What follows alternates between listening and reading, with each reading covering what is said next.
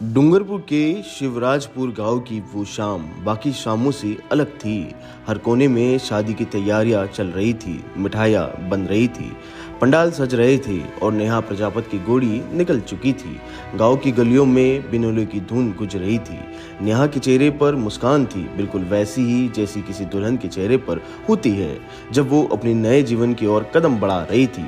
पर यह मुस्कान किसे पता था कि उसका आखिरी चेहरा बन जाएगी। अगली सुबह शुक्रवार, सूरज अभी ठीक से निकला भी नहीं था। गांव के पुराने कुएं से हलचल की खबर आई। कुछ ग्रामीणों ने उसमें एक शव नजर आया। जब पास जाकर देखा तो दिल दहल गया। वो नेहा थी, वही नेहा जो कल ही बिनोले में गोड़ी पर बैठी थी। खबर आग की तरफ फैली। परिवार दौड़ता हुआ वहां पहुंचा।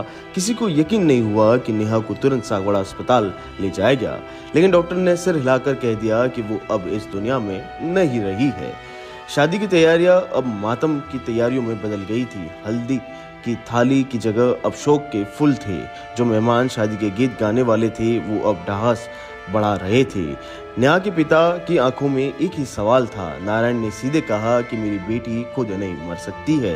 वो खुश थी, शादी के लिए तैयार थी। उसे मारा गया है, किसी ने उसे जानबूझकर कुएं में फेंक। इसकी उचित कार्रवाई हो और मुझे पूर्ण विश्वास है इसकी कॉल डिटेल निकाली जाए, क्योंकि इसकी बच्ची के पास जो मोबाइल है, इसके घर पे पास जो मोबाइल है, इसकी जो सहेलियां हैं, इसके जो दोस्त हैं, उनकी सारी डिटेल निकालकर प्रशासन से मैं ये मांग करता हूं कि इस बिटिया के मरने के पीछे या तो उसको मरने के लिए मजबूर किया गया हो, या वो स्वयं तो कोई इंसान मर नहीं सकता, आज कोई मरने के लिए मजबूर करे या उसको मार दे। दोनों एक ही तरह की बात है। मैं प्रशासन से ही मांग करूंगा कि प्रजा समाज को इंसाफ दे हमारी बिटिया के लिए।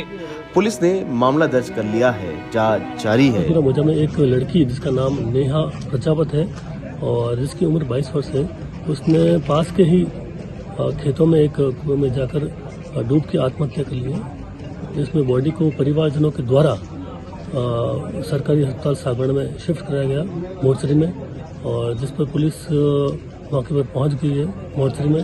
अब जैसे ही परिवार गांव में आज भी वही सवाल गूंज रहा है, नेहा कुएं में कैसे पहुंची? क्या वो खुद गई या उसे किसी ने वहां पहुंचाया? ये सिर्फ एक घटना नहीं, एक बेटी की अधूरी कहानी है जिसने गोड़ी पर बैठकर दुनिया को अपनी खुशी दिखाई और कुछ घंटे में उसी दुनिया ने उसके चेहरे का एक खामोश कुएं से देखा। नेहा अब नहीं है, लेकिन उसकी कहानी, उसके सवाल और उसकी आंखों की आखिरी चमक और गांव की हवाओं में अब भी तैर रही है।